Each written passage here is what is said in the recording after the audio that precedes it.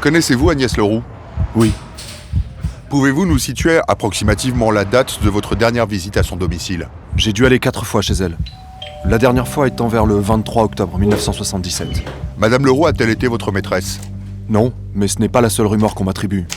Êtes-vous en possession d'un écrit qu'aurait pu laisser Agnès Leroux avant sa disparition? Nous situons cette disparition aux alentours de fin octobre 77. Par des écrits, nous voulons dire naturellement des documents testamentaires. Absolument pas, je n'ai aucun écrit, aucun. Avez-vous connaissance d'un compte qu'Agnès Leroux aurait pu avoir à l'étranger? Je l'ignore. Nice et ses environs. Week-end de la Toussaint 1977. Agnès Leroux se volatilise. Plus personne ne la reverra. Pour la jeune femme, héritière du palais de la Méditerranée, le temps s'est figé dans sa 29e année. Quand? Comment? Où a-t-elle été tuée? Il n'y a pas de corps. Pas de réponse. Les circonstances du crime demeurent à ce jour inconnues.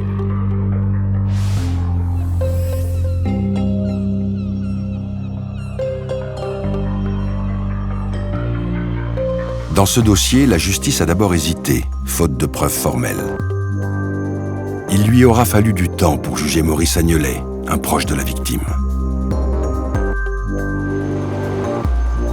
Menteur, manipulateur, obsédé par l'argent, cet homme au cœur d'un roman judiciaire qui a couvert plus de 3 décennies n'a jamais cessé de clamer son innocence.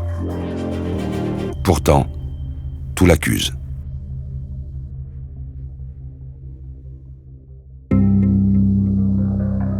Tribunal de Rennes, le 11 avril 2014, lors du 3e et dernier procès de Maurice Agnelet. 37 ans après la disparition d'Agnès Leroux, le réquisitoire de l'avocat général est sans appel.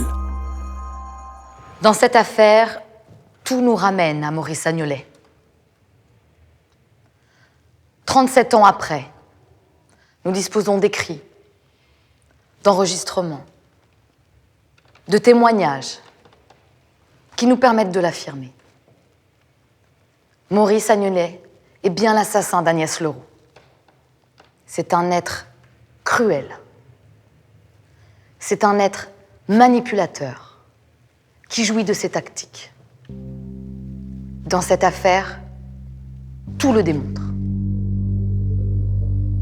L'avocat de la défense, lui, balaie les certitudes de l'accusation. Pas de preuves formelles, pas de corps. L'accusé serait victime de son image sulfureuse. Cet homme est prisonnier de ses fantômes. Il est en quelque sorte son pire ennemi. Mentir, pour lui, c'est une manière comme une autre de parler aux gens. Est-ce que pour autant, son sourire, sa haine, doivent s'entendre comme des preuves de sa culpabilité?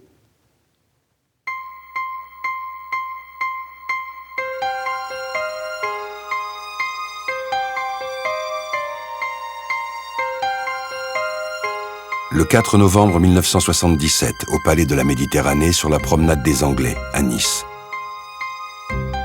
Les membres du conseil d'administration du casino attendent Agnès Leroux pour débuter leur réunion. Elle ne se présentera pas. Ils ne le savent pas encore, mais la jeune femme de 29 ans s'est volatilisée depuis une dizaine de jours. Agnès Leroux avait effectivement des rendez-vous qui étaient prévus avec une amie à Paris le 2 novembre 1977. Elle ne se présentera pas à ce rendez-vous. Une autre amie l'attendait au moment du week-end de la Toussaint à Paris. Elle ne viendra pas davantage à ce rendez-vous. Et en fait, il n'y a plus aucun signe de vie d'Agnès Leroux. Comme Agnès était une fille qui faisait ce qu'elle avait envie de faire au moment T, tout le monde a pensé qu'elle était partie, qu'on allait la voir, la revoir dans quelques semaines, dans quelques mois. Les jours, les mois passent, mais Agnès ne donne de nouvelles ni à sa famille ni à ses amis. L'héritière du palais de la Méditerranée semble avoir disparu. Inquiète de ce silence inhabituel, sa mère, Renée Leroux, finit par déposer plainte 4 mois après la disparition de sa fille. L'enquête démarre par une perquisition au domicile d'Agnès Leroux, boulevard Carnot, à Nice. Lorsque les policiers poussent la porte de son appartement, un tas de revues jonche le sol. Très vite, un indice attire leur attention. Le 7 mars 1978, les enquêteurs entrent dans l'appartement d'Agnès Leroux et vont trouver sur une table à dessin ce mot « Désolé, mon chemin est fini ». Ce mot dit à peu de choses près, mon chemin s'arrête là, tout est fini, je veux que Maurice s'occupe de tout. Ce mot n'est pas daté. Maurice, donc c'est Maurice Agnelet, donc c'est son amant, c'est l'amour de sa vie, au point de, si c'est elle qui a écrit ce mot, de dire voilà, je disparais et ce sera à lui de s'occuper de mes affaires, si c'est elle qui a écrit ce mot. Ce mot d'adieu inquiétant met toutefois les policiers sur la piste d'un départ volontaire, d'autant que sa voiture, un Range Rover, a également disparu. Lorsque, effectivement, les policiers fouillent un petit peu l'appartement d'Agnès Leroux, ils ne vont pas trouver de pièces d'identité, ils ne vont pas trouver d'affaires de toilette, de bagages, enfin tout montre, ni de papiers, d'autres papiers personnels, tout montre que Agnès est partie en voyage. Aucune trace dans cet appartement de lutte, de désordre ou quoi que ce soit. Tout laisse penser à un départ d'Agnès Leroux volontaire. Pourquoi Agnès Leroux serait-elle partie du jour au lendemain sans prévenir personne? Pourquoi la jeune femme aurait-elle confié ses affaires à l'amour de sa vie, son amant, un homme rencontré depuis peu, Maurice? Maurice Agnelet lui-même va rassurer la famille, et notamment Jean-Charles Leroux, le petit frère d'Agnès, en assurant qu'il a des nouvelles d'Agnès, qu'il n'y a pas d'inquiétude à avoir, que c'est dans sa personnalité de partir sans donner de nouvelles à ses proches. Il dit voilà, si elle est partie, c'est sa liberté, dans son espèce d'univers, tout le monde est libre de faire ce qu'il veut, et donc effectivement, elle est libre de disparaître pendant quelques semaines, voire quelques mois. Maurice Agnelet semble savoir où Agnès a pu se rendre. Il se montre même détaché. Curieux pour un homme qui sait que quelques semaines avant de disparaître, Agnès a tenté de se suicider. Un épisode durant lequel il avait eu un comportement pour le moins suspect. Il a tout fait pour retarder l'arrivée des secours. Il se trompe d'adresse, il donne une mauvaise adresse, il dit qu'il n'a pas les clés alors qu'il a les clés de l'appartement. Il n'a pas une attitude qui est franchement celle de la personne qui est attentive à une personne aimée. Prise en charge par les secours, Agnès est finalement transportée à l'hôpital. Elle en sort le lendemain, contre avis médical, en compagnie de Maurice. Mais 2 jours plus tard, dans la nuit du 6 au 7 octobre 1977, elle récidive. Pourtant, d'après ses proches, jamais la jeune femme n'avait tenté de mettre fin à ses jours. Jamais, jusqu'à sa rencontre avec Maurice. La famille d'Agnès en est sûre, sa relation avec lui est la raison de son désespoir. Il est très certain qu'il y a beaucoup de flou autour de ces tentatives de suicide. Il est très certain que ça ne ressemblait pas à cette jeune fille de tenter de mettre fin à ses jours. Personne ne l'a décrit comme quelqu'un de dépressif, mais il est quand même récurrent dans les témoignages qu'elle a un mal-être dû à sa situation vis-à-vis de Maurice Agnelet, dont elle attend avec impatience qu'il s'installe avec elle. Dans les jours suivant son hospitalisation, Agnès semble reprendre normalement le cours de sa vie. Après ces 2 tentatives de suicide, Agnès Leroux avait repris goût à la vie. Elle avait acheté une chaîne hi-fi, elle s'était fait faire de nouvelles lunettes. Les premiers témoignages recueillis auprès des proches d'Agnès donnent enfin aux enquêteurs quelques informations précises sur son emploi du temps. De toute évidence, la jeune femme avait prévu de partir en voyage lors de ce week-end de la Toussaint. Il est très difficile de savoir quand Agnès a disparu vraiment avec précision. Donc on dit toujours la Toussaint 77, ce qui est vague. Donc on sait qu'elle a eu des rendez-vous qu'elle a honorés, notamment chez son coiffeur. Le coiffeur se souvient même qu'elle lui a demandé une natte pour partir en voyage. Elle a demandé à son assureur pour l'époque une carte verte qui permettait à sa voiture, elle avait acheté une Land Rover, de quitter le territoire français. Donc on pensait à un voyage en Italie.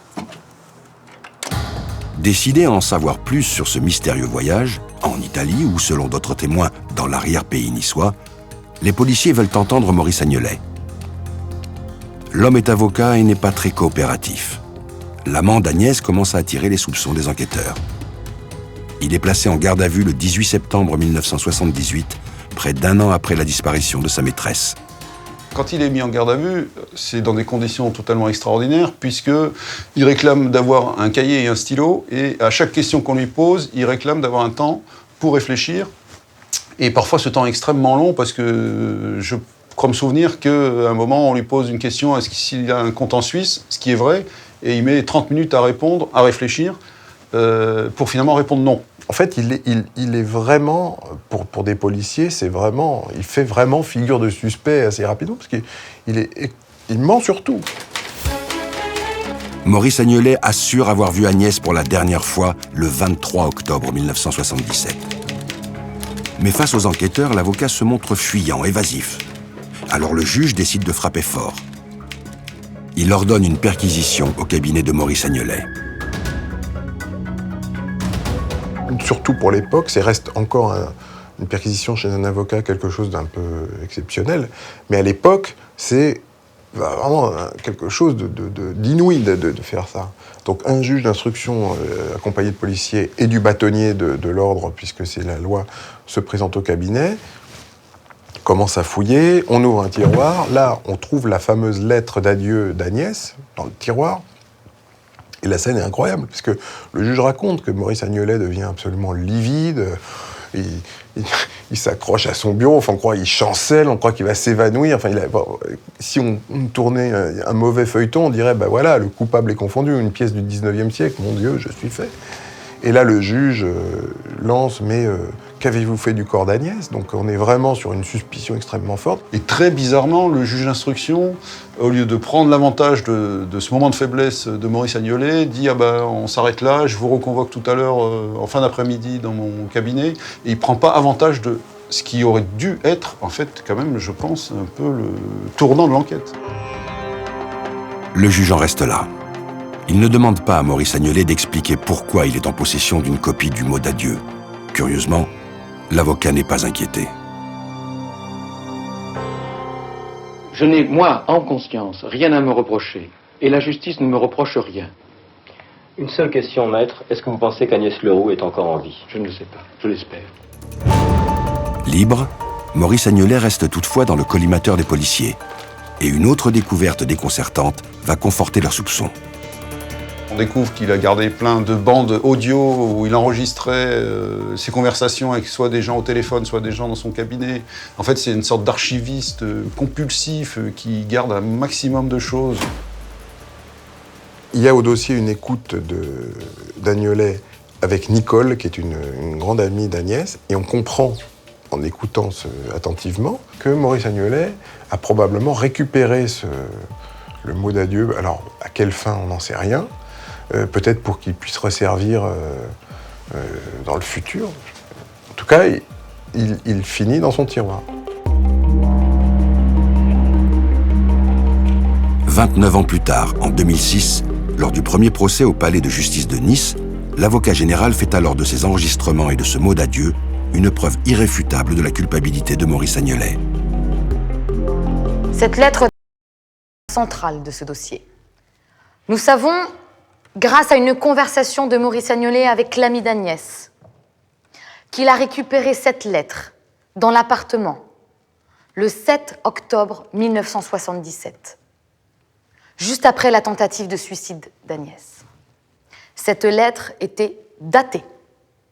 Et là, par une opération extrêmement machiavélique, il va l'amputer de sa date, la placer dans l'appartement et faire croire à son suicide. Si Maurice Agnelet a placé cette lettre dans l'appartement, c'est qu'il sait que le départ d'Agnès est définitif. Et surtout, il savait ce qui lui était arrivé. Déjà à l'époque, en décembre 78, le juge semble s'être rallié à la thèse de la mise en scène. Mais alors qu'il est convoqué dans le bureau du magistrat, Maurice Agnelet nie et le convainc à nouveau de son innocence. L'amant d'Agnès Leroux ressort libre après 12 heures d'audition. L'enquête repart de zéro. Les policiers décident alors de s'intéresser de plus près à l'héritière du palais de la Méditerranée. Avant-dernière d'une fratrie de 4 enfants, Agnès grandit entre Neuilly et Monaco, au sein d'une famille aisée. Henri, son père, est à la tête du palais de la Méditerranée, casino réputé de la Côte d'Azur. Son père était homme d'affaires, et qui était riche, et qui avait épousé un ancien mannequin qui, à la mort de son époux, a repris l'empire Leroux. Années 70, Nice, la guerre des casinos fait rage.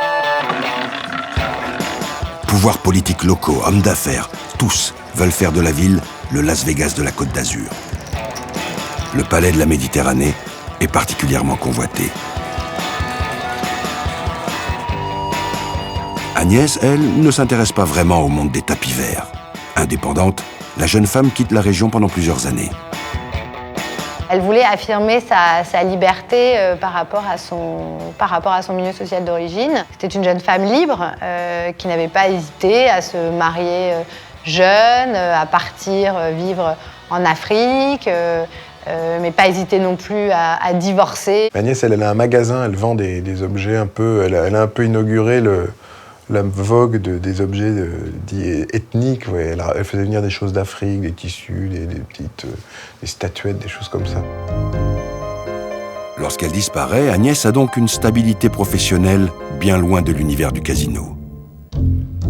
Mais sa rencontre avec Maurice Agnelet, le jeune avocat qui s'est chargé de son divorce en juin 1976, bouleverse son existence. Il séduit Agnès. On peut dire même qu'il la subjugue visiblement parce qu'il a un côté extrêmement libre justement, très anticonformiste. Un homme un peu atypique, c'est pas du tout un avocat en cravate, c'est pas un notable, c'est un type, il a une moto, il habite dans une villa sur les hauteurs de Nice. Elle est folle de Maurice et on comprend ensuite que, en tout cas, il ne donne pas les signes d'un homme fou d'amour. Au contraire, il a toujours l'impression d'essayer de la tenir à distance. Dans les mois précédant sa disparition, la jeune femme insiste auprès de sa mère pour récupérer ses parts dans le casino. Selon ses proches, Agnès envisageait l'avenir avec Maurice. Agnès voulait d'abord profiter de la vie. Elle n'avait pas envie que sa part d'héritage reste investie dans le casino. Et puis, elle voulait en faire profiter Maurice, qui était toujours à court de fonds. Et c'était peut-être une manière de se faire valoir auprès de lui. Financièrement, le casino ne marchait pas bien. La mère d'Agnès ne pouvait pas lui payer les parts qu'elle réclamait. Agnès parle de ses problèmes à Maurice. L'avocat a peut-être une solution. Il lui présente Jean-Dominique Fratoni, le propriétaire du casino Roule, concurrent direct du palais de la Méditerranée et de René Leroux, la mère d'Agnès.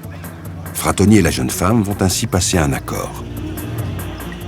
Une explication possible, c'est qu'elle passe ce pacte parce qu'elle est subjuguée par Agnelet, qui la conditionne, qui la monte contre sa famille et la convainc, puisqu'elle a besoin d'argent, d'obtenir 3 millions en échange de ses voix. Elle signe un pacte avec le diable, celui qui est le diable pour sa mère, donc M. Fratoni, qui va lui donner de l'argent en échange des voix qu'a Agnès Leroux au niveau du conseil d'administration du casino et qui vont lui permettre de mettre sa mère en minorité et de lui faire perdre le contrôle du casino. Le 30 juin 1977, Agnès Leroux trahit donc sa mère en votant contre elle lors de l'Assemblée générale du palais de la Méditerranée. Mais René Leroux ne se laisse pas faire et dépose plainte contre Fratoni. 4 mois plus tard, lorsqu'Agnès disparaît, la vente du casino est complètement bloquée.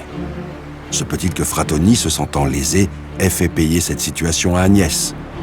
Finalement, il n'a pas obtenu ce qu'il espérait contre cet argent, donc est-ce que c'est pas lui qui aurait organisé la disparition d'Agnès Leroux? Il y a deux choses. Il y a Fratoni qui est l'homme d'affaires, le capitaliste, qui préfère corrompre qu'assassiner. Et puis il y a Zampa, qui est son pourvoyeur de fonds, mais qui lui a ses hommes de main, et c'est la gâchette, son mode d'expression.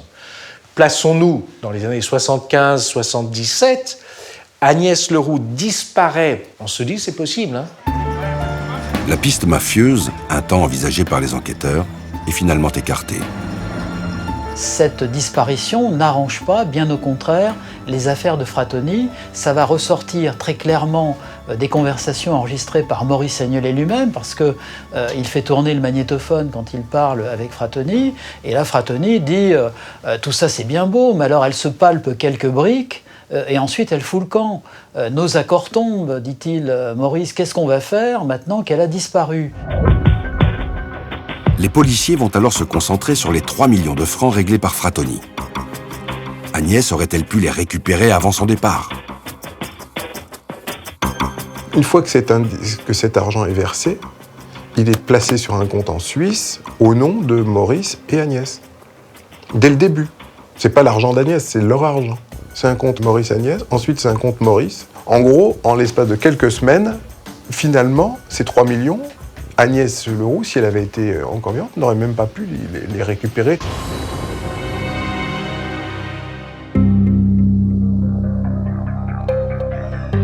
À Rennes, en 2014, lors du dernier procès, l'accusation n'a aucun doute. L'argent est bien au centre de cette affaire. Le voilà, le mobile de l'assassinat. Au moment où Agnès disparaît, Maurice Agnolet a commencé à faire migrer de l'argent sur ses comptes personnels. 4 mois plus tard, il n'y a plus un centime sur les comptes ouverts au nom d'Agnès Leroux. Elle n'a plus accès à son argent. Cela montre bien qu'il sait qu'elle ne reviendra jamais.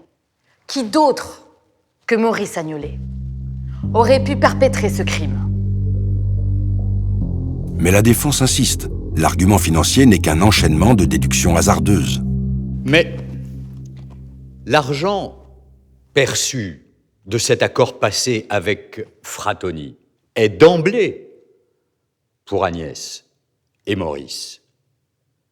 Vous semblez feindre de ne pas comprendre, Madame l'avocat général, que Maurice Agnolet n'a pas besoin de faire disparaître, comme vous le dites, Agnès, pour pouvoir récupérer son argent. Car Agnès elle-même dit dès le départ que cet argent est pour eux deux. Le mobile financier n'est qu'une hypothèse. Et voyez-vous, Madame l'avocat général, une hypothèse, ça n'est jamais une preuve.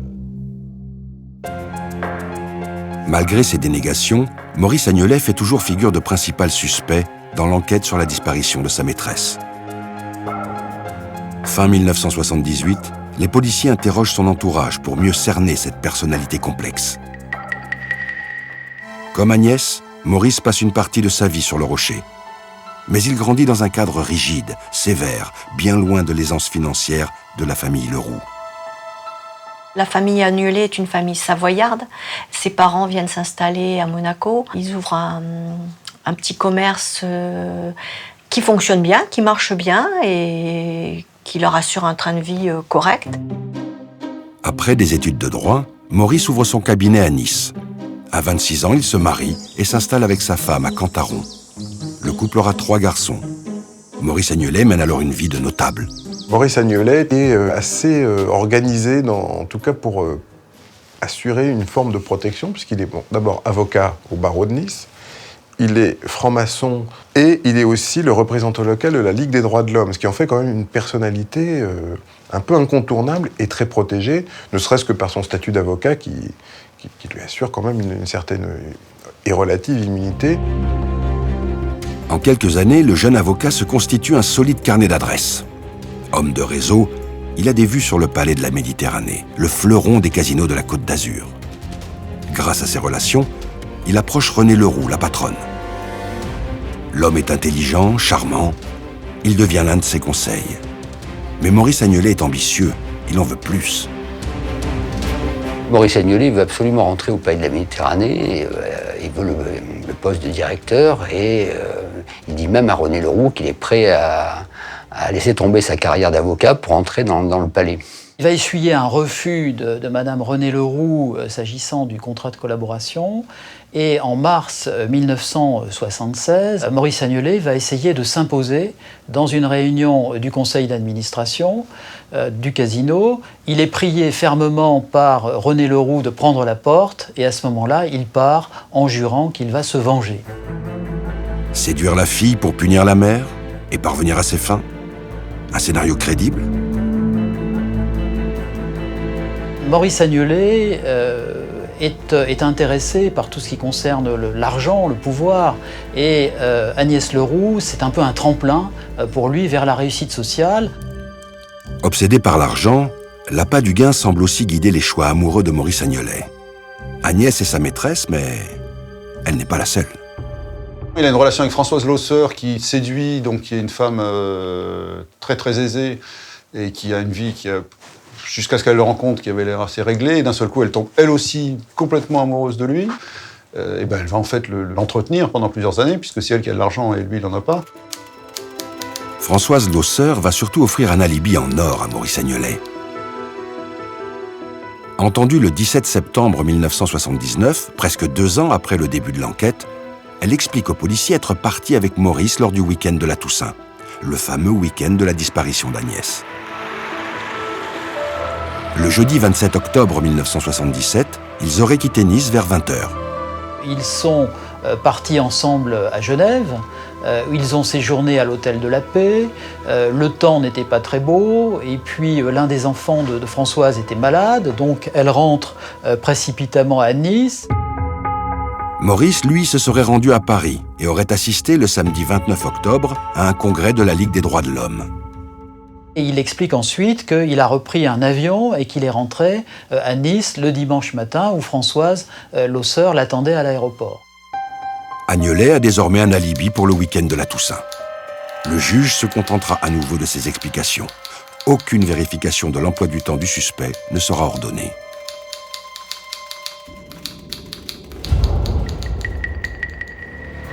Mais 2 jours à peine après l'audition de Françoise Losser, un renseignement anonyme met encore les enquêteurs sur la piste de Maurice Agnelet.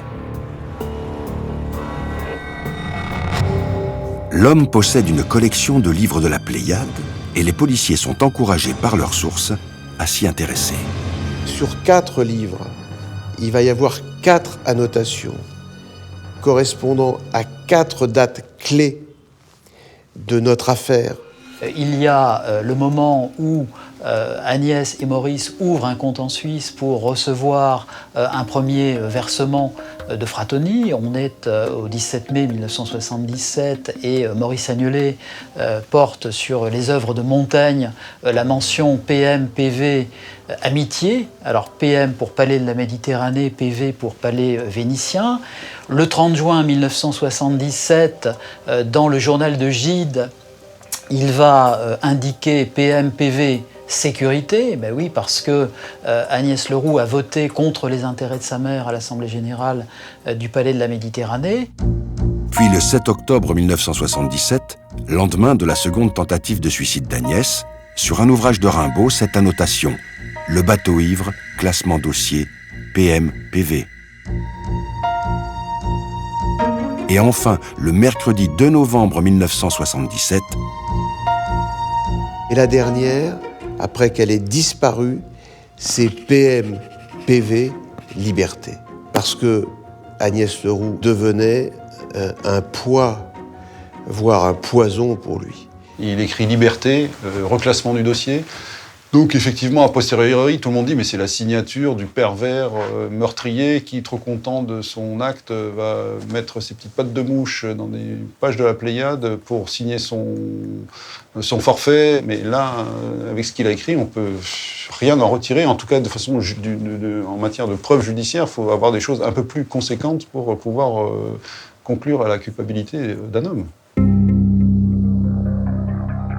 Pourtant, en 2006, lors du procès de Nice, l'avocat général pointe à nouveau du doigt ses annotations lors de son réquisitoire.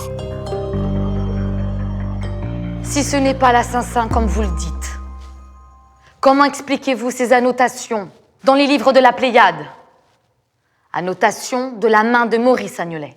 Ces annotations sont des aveux secrets, jubilatoires, cryptés. C'est clair. Maurice Agnelet y a écrit le scénario de son crime en 4 étapes. La défense est acculée, mais ne renonce pas. Mais ces éléments peuvent s'interpréter dans tous les sens. Ils peuvent donner lieu à une double lecture. Ce ne sont pas des preuves judiciaires, c'est encore une hypothèse. Continuez d'empiler des hypothèses. Croyez-vous qu'en les empilant, vous finirez par obtenir des preuves? La réponse est non. Des hypothèses, mais sans preuve formelle. À l'époque, début 1980, aucune poursuite n'est engagée contre Maurice Agnelet. L'homme est toutefois radié de l'ordre des avocats, exclu de la franc-maçonnerie. Son univers s'écroule. Il s'envole alors vers le Canada avec Françoise Losseur, qu'il épouse quelques mois plus tard.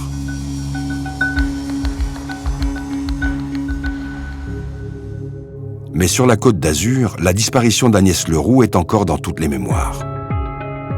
3 ans plus tard, l'affaire le rattrape. Un nouveau juge d'instruction délivre un mandat d'arrêt international contre lui. Maurice Agnelet est mis en examen pour meurtre et abus de confiance. Donc il revient du Canada, il est placé en détention. L'enquête sur le volet financier va l'amener à être poursuivi et condamné dans le volet financier. Maurice Agnelet a été condamné pour abus de confiance et pour avoir détourné cet argent d'Agnès Leroux. Mais en revanche, sur l'aspect criminel du dossier, c'est-à-dire sur la disparition d'Agnès, aucune avancée, et même il y aura un non-lieu, puisqu'il a d'abord été mis en examen, et la justice fera le détail de toutes les charges, en estimant que ce n'était pas suffisant pour le renvoyer dans une cour d'assises, et donc il sera lavé de tout soupçon à ce moment-là. Maurice Agnelet ne peut donc plus, sauf élément nouveau, être poursuivi pour le meurtre de sa maîtresse. L'enquête sur la disparition d'Agnès est close, au moins pour la justice. Mais une femme, Renée Leroux, sa mère, ne renonce pas. Pendant 13 ans, elle va continuer à chercher sa fille. Aidée de détectives privés, elle va finir par trouver le moyen de faire rouvrir le dossier. Et son obstination va payer. L'enquête est relancée parce que Renée Leroux, fort opportunément, a déposé une plainte pour recel de cadavres, ce qui a permis à l'affaire d'éviter la prescription. Elle n'a jamais renoncé à chercher la vérité sur la disparition de sa fille. Elle est persuadée que Maurice Agnelet a tué sa fille pour l'argent. Impossible de poursuivre à nouveau Maurice Agnelet. Alors dans sa plainte, Renée Leroux vise directement Françoise Losseur. Elle voit juste. Près de 22 ans après la disparition d'Agnès, la deuxième épouse de Maurice Agnelet est convoquée dans le bureau du juge d'instruction. Françoise Losseur va être entendue dans le cadre de cette nouvelle instruction. Et c'est là qu'elle va révéler qu'elle a fourni un faux alibi à Maurice Agnelet pour ce week-end de la Toussaint 1977. Madame Losseur va dire « c'est Maurice Agnelet qui m'a sollicité pour fournir cet alibi ». Et en fait, oui, je suis allée à Genève, pas avec lui, j'étais d'ailleurs complètement folle furieuse. Je suis partie avec une amie et on est descendu, comme d'habitude, à l'hôtel de la Paix. Et là, on se retrouve avec un brusque changement d'angle. Maurice Agnelet n'a plus d'alibi. Et tout d'un coup, on se dit qu'il y a quand même beaucoup d'indices. Et on reprend sur de nouvelles bases. Grâce à ce nouvel élément, une information judiciaire pour homicide volontaire est ouverte début décembre 2000. Le dossier criminel est relancé. Entendu à son tour, Maurice Agnelet tente de prouver qu'il était bel et bien à Genève la nuit du 27 octobre 1977. Maurice Agnelet va récupérer par la suite une attestation de cet hôtel, mais nous saurons par les auditions des employés que la chambre a été enregistrée au nom de Françoise, que c'était une chambre avec un lit, une personne. Ça ne vient absolument pas attester de la présence de Maurice Agnelet à Genève lors de ce week-end. Quant à son passage éclair sur Paris, à la Ligue des droits de l'homme, le samedi 29 octobre 1977, et à son retour sur Nice le lendemain, le mystère demeure. c'est également possible que Agnelet ait pris l'avion le 30 octobre, comme dit Françoise Losseur, puisqu'elle va le chercher à l'aéroport le 30 octobre. Et il a très bien pu prendre un Air Inter à l'époque, ou un Air France Nice-Paris. Mais moi, quand je suis arrivée devant Air France, il n'y avait plus d'archives. Donc voilà, tout ça n'a pas été tracé.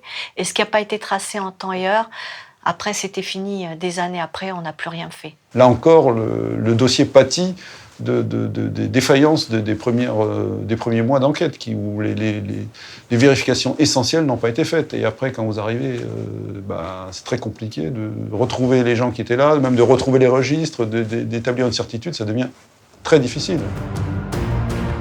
Le 22 décembre 2000, 23 ans après la disparition d'Agnès, Maurice Agnelet est mis en examen pour meurtre. C'est la deuxième fois, et la justice ne le lâchera plus. Au procès en 2006, l'avocat général enfonce le clou. Avec ce témoignage de Françoise Losseur, Maurice Agnelet n'a plus d'alibi pour ce week-end de la Toussaint. On se rend compte surtout que dès 1978, il lui demande de dire, avant même qu'elle soit entendue une première fois, qu'il était avec elle ce week-end, à Genève. Pourquoi solliciter un alibi s'il n'a rien à se reprocher? Cela signifie surtout qu'il était avec Agnès Leroux ce week-end et qu'il l'a tuée. Pas si évident compte tenu des relations chaotiques entre Françoise Losseur et Maurice Agnelet. L'avocat de la défense s'engouffre dans la brèche. Cette femme est un faux témoin. Elle a menti. Elle ment délibérément et par malveillance pour nuire à Maurice Agnelet. Au moment de ces déclarations, Maurice Agnelet et elle-même sont en procédure de divorce et Maurice multiplie les procédures contre elle pour pensions alimentaires et autres. Dans ces conditions, comment ne pas imaginer, comment ne pas envisager que les déclarations qu'elle a faites, elle les ait faites pour se venger de son ex-mari? Après la mise en examen de Maurice Agnelet, début 2001, la justice, bien décidée à rattraper le temps perdu, met la police judiciaire de Nice au travail. Fouille dans l'arrière-pays, inspection des lacs. Il faut impérativement retrouver une trace d'Agnès et de sa voiture. On peut dire que la justice s'est donné à ce moment-là les moyens incroyables pour essayer de retrouver le corps d'Agnès. D'innombrables rumeurs circulaient qu'elle aurait été enterrée sous la piste de l'aéroport de Nice, dans la cave du cabinet d'Agnelet, dans les sous-sols d'une villa. Donc on a beaucoup cherché dans une espèce de centre pour personnes handicapées, si je me souviens, les Corrigans, on a cherché partout, et on n'a rien trouvé. Pas de corps, pas de preuves matérielles qui viennent consolider le dossier. Mais sur la base, entre autres, du témoignage de Françoise Losseur, la justice renvoie Maurice Agnelet devant la cour d'assises. Il sera jugé pour assassinat. Le 23 novembre 2006, 29 ans après la disparition d'Agnès Leroux, le procès de Maurice Agnelet s'ouvre enfin. Cette affaire mystérieuse a tenu en haleine la Côte d'Azur pendant des décennies. La ville a vécu au battement de ce procès pendant longtemps. Il y avait une foule extraordinaire, que ce soit au début du procès ou lors du verdict. Je m'en souviens encore. Ça, c'était un moment vraiment extrêmement fort. Maurice Agnelet, 68 ans, comparaît libre. René Leroux, persuadé de sa culpabilité, lui fait face. L'accusé peut compter sur la présence de ses fils, Thomas et Guillaume, venus l'épauler. Ils soutiennent leur père de façon absolue. Le plus déterminé dans ce rôle-là, c'est Guillaume Agnelet. N'hésitez pas à aller voir les journalistes en disant « mais vous écrivez n'importe quoi, enfin il n'y a pas de preuves, mais mon père est innocent. » C'est l'avocat de son père hors audience. Pendant 4 semaines, la Cour va décortiquer ce dossier hors norme. Maurice Agnelet, lui, fidèle à sa ligne de défense, clame son innocence. Depuis 30 ans, je dis que je ne sais pas ce qui s'est passé. Je ne sais pas ce qu'est devenu Agnès Leroux. Mais quand je pense à Agnès... Ouais. Ému aux larmes devant les caméras.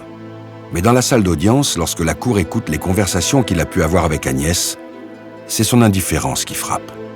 Il y a un enregistrement d'Agnès qui est terrifiant. Et elle l'appelle, elle est extrêmement faible parce qu'elle a fait une tentative de suicide. Et elle lui dit, en gros, tu m'aimes pas, tu fais pas attention à moi. Et lui, c'est affreux. On a l'impression qu'il est justement en train peut-être de classer des papiers. Vous voyez, il a la voix d'un type qui n'écoute que d'une oreille extrêmement distraite. Et oui, voilà. Bon, ben, je vais te laisser, je vais remonter donc, chez lui, avec sa femme et les enfants. Et voilà, il lui raccroche comme ça au nez. C'est absolument pathétique. C'est bouleversant, parce qu'on sait qu'Agnès n'en a plus pour longtemps à vivre. Détaché, dénué d'affection, Maurice Agnelet fait mauvaise impression. Dans les audiences, le principal ennemi de Maurice Agnelet s'appelle Maurice Agnelet, parce qu'on voit bien la façon qu'il a de ne pas répondre, de répondre à côté, de faire des réflexions parfois assez cyniques ou même d'être parfois assez offensif contre les parties adverses. Un personnage qui n'est pas du tout sympathique, qui est même très antipathique. Et dans un dossier, qu'est-ce que les jurés et la cour ont pour juger ? Ils ont le dossier et ils ont la personnalité de la personne qui est face à eux. Comment se défendre quand l'accusation tout entière consiste dans le fait de dire à l'accusé « Vous êtes un menteur, vous êtes un manipulateur, et puis vous avez de sa gueule pendant que vous y êtes. » Non mais qu'est-ce que c'est que cette justice-là ? Nous avons eu une justice d'exorciste. Il fallait que ce soit Agnelet le coupable. La Cour insiste sur l'emploi du temps de l'accusé durant le week-end de la Toussaint 1977. Un voyage était-il prévu avec Agnès ? Non, maintient Agnelet. Mais sa maîtresse Françoise assure qu'il n'était pas non plus avec elle. Qui croire ? Pour la défense de Maurice Agnelet, cela fait beaucoup trop d'incertitudes. Ce procès a été construit sur des soupçons portés contre Maurice Agnelet, que lui-même a alimenté. Ça l'amusait tellement de dire « Ah, vous me soupçonnez, prouvez-le ». Mais ça ne veut pas dire du tout qu'il était le coupable et qu'il avouait cette culpabilité. Ce 19 décembre 2006, l'avocat général requiert 20 ans de prison contre Maurice Agnelet. Dans cette affaire, vous avez des aveux. Il y a des aveux involontaires qui résultent du comportement, du trouble de Maurice Agnelet lorsque ce mot est retrouvé dans son bureau. Il y a des aveux secrets. Ce sont ces annotations retrouvées dans les livres de la Pléiade. Pour Maurice Agnelet, Agnès était encombrante, devenue inutile. Un mobile, mais il est triple. L'argent, la liberté, et puis cette maîtresse exigeante, Françoise Losseur. Alors la défense vous demande pourquoi, comment, quand ? C'est un véritable matraquage intellectuel. Ne vous laissez pas impressionner. Cette liberté dont jouit Maurice Agnelet depuis tant d'années, je vous invite à la lui confisquer. Face aux assauts répétés de l'accusation, l'avocat de la défense martèle encore et encore l'absence de preuves matérielles. Oui, le doute doit lui profiter. S'il y a doute, vous avez le devoir moral de l'acquitter. L'accusation n'est pas recevable parce qu'elle n'est pas en mesure de proposer une scène de crime. Oui, ces questions vous dérangent. Où ? Quand ? Comment ? Par quels moyens ? Qui ?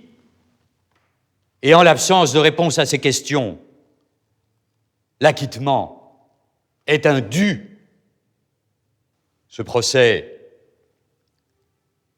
n'a pas permis d'établir la vérité. Maurice Agnelet est venu crier, par ma voix, qu'il est innocent du crime qu'on lui reproche. Après 5 heures de délibéré, le doute l'emporte. Maurice Agnelet est acquitté. Un soulagement pour lui et pour son fils Guillaume. J'avais dit à d'autres confrères que je mettais ma tête à couper qu'il était innocent. J'aurais mis ma main à couper qu'il serait acquitté. Un répit de courte durée. Quelques jours plus tard, le parquet général fait appel. Maurice Agnelet sera rejugé. Un second procès a lieu à Aix-en-Provence, à l'automne 2007. Et cette fois-ci, en à peine 2 heures, et à la surprise générale, la Cour et les jurés condamnent Maurice Agnelet à 20 ans de prison. Sonné mais déterminé, sa défense poursuit le combat en déposant une requête devant la justice européenne. Quand on ne peut pas dire où, quand, comment un crime a été commis, non seulement on ne peut pas condamner l'accusé, mais on ne peut même pas l'accuser. Le procès n'est pas équitable. Et j'avais raison. La Cour européenne des droits de l'homme m'a donné raison. J'ai demandé à la Cour de cassation de réexaminer l'affaire. Dans les 15 jours, j'ai eu une audience. Agnelet a été libéré. C'est en homme libre que Maurice Agnelet va affronter la justice une 3e fois. Le 17 mars 2014, son procès s'ouvre à Rennes. On est à Rennes. On est, cette fois-ci, 37 ans après les faits. Qu'est-ce qui va pouvoir sortir de ce procès? Les témoins vont-ils être là? Comment va se comporter Agnelet? Maurice Agnelet a 76 ans. À son arrivée au tribunal, son allure tranche singulièrement avec celle des précédents procès. Survêtement noir, visage émacié, l'accusé a l'air d'un vieil homme inoffensif. Il donne une apparence, en tout cas, quand il monte les escaliers, quand il arrive dans la salle d'audience, d'un homme affaibli, vieilli, marqué par le temps, les années et cette procédure judiciaire. Et dès que les débats vont commencer, ce vieil homme affaibli, qui avait tout pour se présenter de la meilleure des manières devant la cour d'assises, eh bien, il va redevenir lui-même. C'est-à-dire un accusé qui ne peut pas éviter la provocation, le mensonge, parfois l'indécence. Il avait une attitude extrêmement curieuse parce que tantôt il pleurait de manière théâtrale, tantôt il faisait des blagues, tantôt il ricanait, il avait un espèce de rire sarcastique. Malgré les années, Maurice Agnelet n'a pas changé. Mais face à lui, le président va guider les jurés dans les méandres de cette affaire vieille de presque 40 ans. Ça va être le procès le plus vivant, le plus passionnant qu'on puisse imaginer. C'est incroyable. Tous les témoins sont là. Le président connaît incroyablement bien le dossier. Il instruit d'une manière qui est irréprochable. C'est 35 ans de procédure. Et on a l'impression que c'est hier. Le président exhume des documents inédits, inexploités à l'époque. Des documents appartenant à Agnès et retrouvés au cabinet d'Agnelet lors de la perquisition de 1978. Il n'explique pas comment on retrouve chez lui la chaîne stéréo qu'Agnès vient d'acheter, ni la carte d'assurance de la voiture. Agnelet a choisi d'être innocent. Et en réalité, il a accumulé un nombre de preuves contre lui absolument invraisemblable. Il a laissé des petits cailloux, le ramenant jusqu'à lui, les enregistrements, le billet dans son bureau. Lundi 7 avril 2014, alors que s'ouvre la dernière semaine du procès, un événement va tout bouleverser.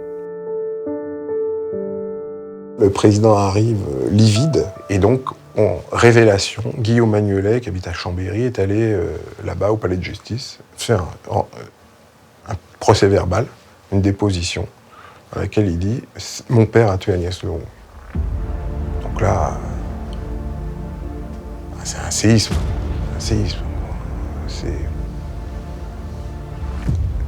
C'est incroyable. C'était le plus ardent défenseur de son père.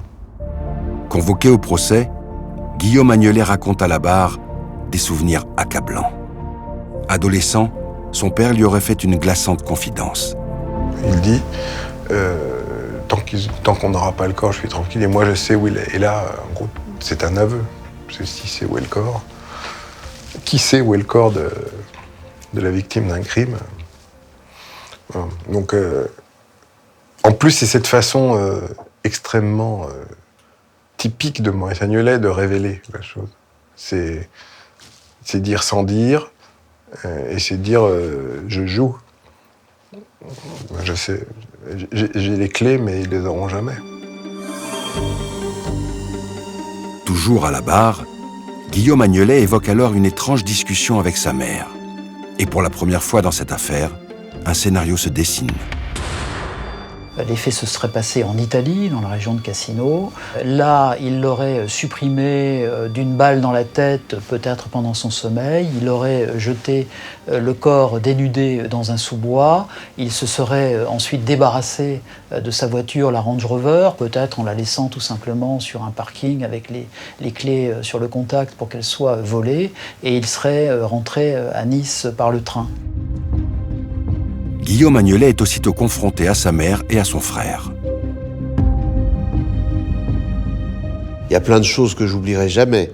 Dans ces moments entre le père, la mère et les frères, mais il y a une formule qu'a eue Guillaume Agnelet qui était absolument incroyable. Son frère lui disait qu'il n'avait pas le souvenir de ce qu'il racontait, et il a dit tu as de la chance, moi j'aimerais ne pas me souvenir. Et faut pas vous dire, là il y a des moments, vous savez, pas question ni d'éloquence, ni d'intelligence, ni de rhétorique. Je crois que n'importe qui aurait mis sa main à couper que Guillaume Agnelet disait la vérité. Après 4 semaines d'un procès intense, l'avocat général demande 20 ans de prison à l'issue d'un réquisitoire implacable. Nous avons vécu un rebondissement spectaculaire dans ce procès. Guillaume est venu nous dire, vous dire, mon père est un assassin. Nul ici ne peut remettre en cause sa sincérité. Mais avant ces révélations, la culpabilité de Maurice Agnelet ne faisait aucun doute. Qui avait intérêt à faire disparaître Agnès Leroux? Sinon Maurice Agnelet, c'est lui. Tout nous ramène à lui. J'en ai la certitude. Maurice Agnelet est coupable. L'avocat de Maurice Agnelet, acculé, reste malgré tout fidèle à sa ligne de défense. Quand j'ai entendu Guillaume, j'ai douté, moi aussi. Ce que dit Guillaume est sincère, évidemment, mais ne saurait valoir de preuves criminelles. L'affaire Agnelet est une énigme. La preuve de sa culpabilité n'a pas été rapportée. Et vous prendriez le risque d'une erreur judiciaire si vous le condamniez. Prononcez l'acquittement. Je pourrais vous le dire 10 fois, parce que c'est la dernière fois que je le défends devant une cour d'assises.